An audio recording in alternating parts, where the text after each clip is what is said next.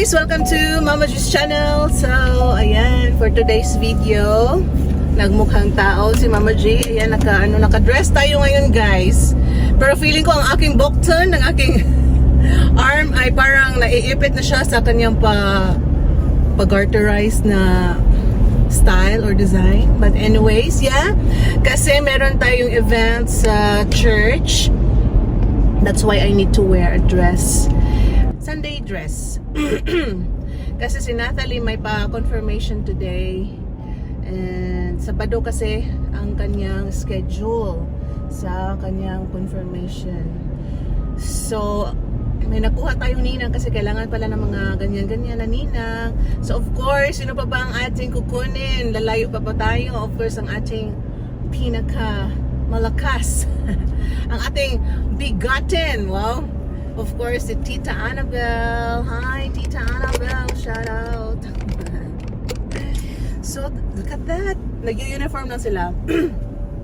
So, uniform lang ang kanilang susuotin for their confirmation, guys. 8 pa naman mag-start yung pag-formation ata, no? 7 to 8. So, ayun. So, pipick upin natin si Ninang Annabelle. So, from now on, Ninang na ang itatawag ni Natalie. Uy, Ninang na mo ha? Tita Ninang. So, yeah, shout out. And I think, kukunin din akong Ninang ni ate. Hindi ko kasi alam na si ate Marilyn, yung suki ko mag-coffee din, friend ko din. Hindi ko alam na yung apo niya pala, sasali din pala sa sa confirmation. So, yeah. Tapos nahiya daw siya mag-chat sa akin kasi sabi niya always daw ako busy. Pero pag mga ganyan, okay lang naman sa akin. Pag talagang paglalaanan ko ng oras sa magiging ninang mamaya kasi yung anak ni ate, which is the tita of the apo, siya yung sabi ni ate na maging ninang na lang. Pero tingnan natin, ready naman akong on the go tayo maging ninang ni Megan. Grade 6 si Megan, 12 years old. So, yeah. So right now, we're just heading there to the city and then stop sa place ni Annabelle para pick upin natin siya. And pag malapit na tayo sa kanyang apartment, iti-text natin or i-chat natin siya para makalabas na sila, guys. So, tara! Ano na sa school? Oh, sige, Day. Ayan si Annabelle. Nice and dress. Pariha pa yung tami of color, guys. Na ako yun na. Mag-turn on tata. And of course, Natalie. Picture daw tayo ng si Tita. Si Tita Ninang. Picturean ta niya. Si Daday.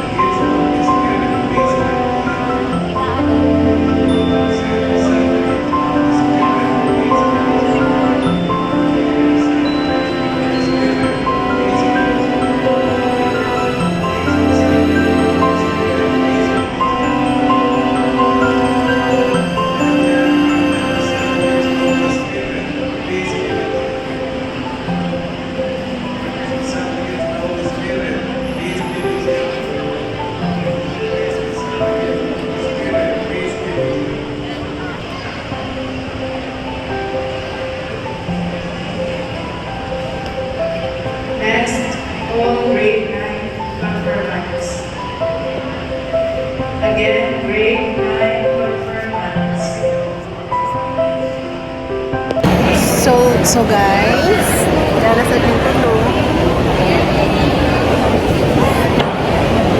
Kahuman na mo diri guys kay mga uni og among lunch.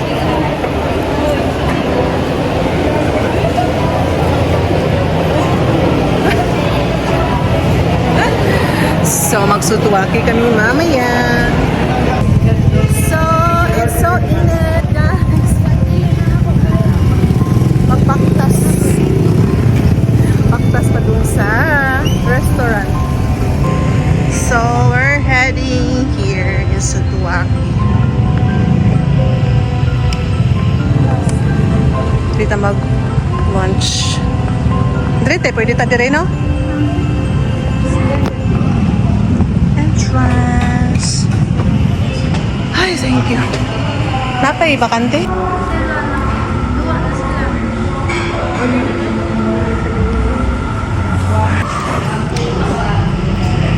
Onion rings for our appetizer. Not onion rings, not. Sobrang. Diga? Ah. So, this is our food. Katsudon. This is rice bowls. Pakbet. This is chicken curry. Chicken teriyaki. Kay Megan, kay chicken. Sidnat, diet. Wala. Taon. Coffee. Of course. Katsudon. May bawa ang kape. Katsudon. Oo, sige ha.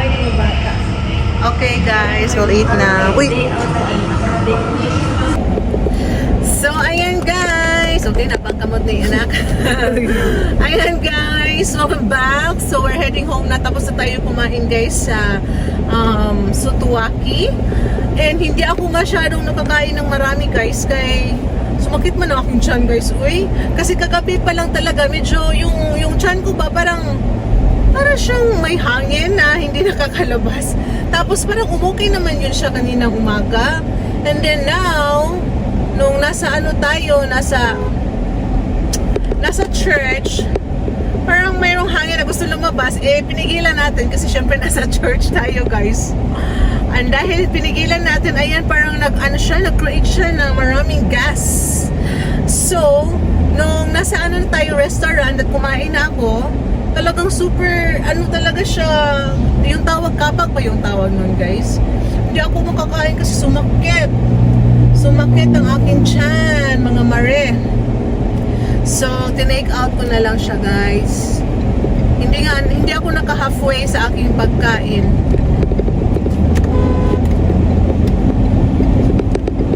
So, hindi tayo naka-halfway. Bumili lamang tayo ng yung mga rice bowl.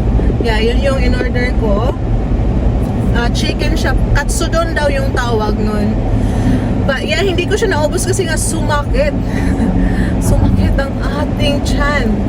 So, hindi ko na lang pinilit talaga na kumain. Kaya yun, tinake out ko na lang siya. And then, uminom ako ng counting Coke. So, naka-burp ako ng very, very light. Pero still. So, right now, medyo okay naman. Hindi na siya masakit.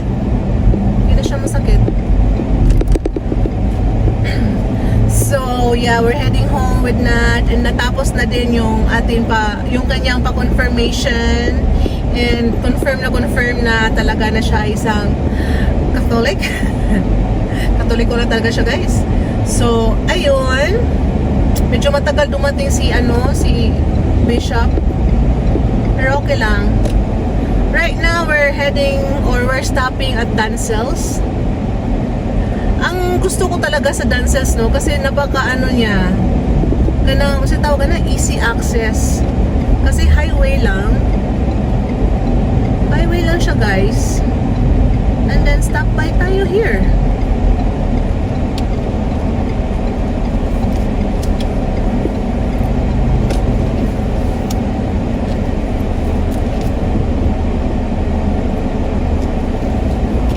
Wait lang guys ha. And so yeah, andito na tayo sa Dancel's. So tinawagan ko na yung Ayan, yung dancels. Hi, dancels. Joke. So, yeah. Hintayin na lang natin dito sa labas, guys. Hindi na lang tayo papasok. Yeah. So, yeah, that's it. Kahapon, Friday, dapat walang pasok din. So, pumunta pa rin tayo kasi nga practice nila sa event na to. And then, yeah, marami akong labahin, guys. So, I need to do the laundry mamaya, guys. So, magre-rest muna tayo. And, yeah, siguro mag-i-edit. Meron akong premiere ngayon, so I'm going to play or watch my premiere. Yeah. 2 p.m. yun. So yes, guys, thank you so much for watching Mama. I saw that tongue. So yes, guys, thank you so much for watching Mama G's channel. Oh my gosh. Sige na, let's bye-bye now. Atong na i-close. Let's close bye-bye. let's close our vlog. So thank you so much for watching Mama G's channel. Please do like and subscribe. Mama G's channel. Di ka maumoy. Again, please do like and subscribe. Mama G's channel. Bye. Anak sa.